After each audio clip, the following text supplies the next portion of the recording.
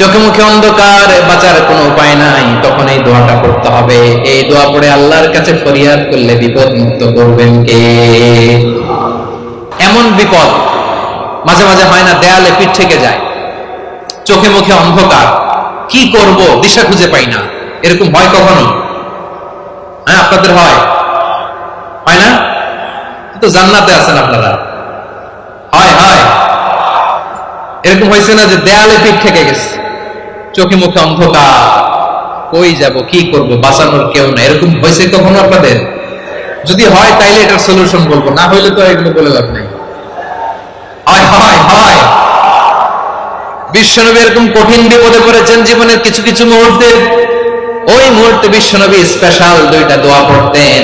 এই দোয়াগুলো আপনাদেরকে জানিয়ে দেয়। বিশ্বনবী বলেন, কঠিনতম বিপদে যখন পড়বা, দেয়ালে পিঠ থেকে যায়, চোখে মুখে অন্ধকার, বাঁচার কোনো উপায় নাই, তখন পড়বা লা ইলাহা ইল্লা আনতা সুবহানাকা ইন্নী কুনতু মিনাজ জালিমিন।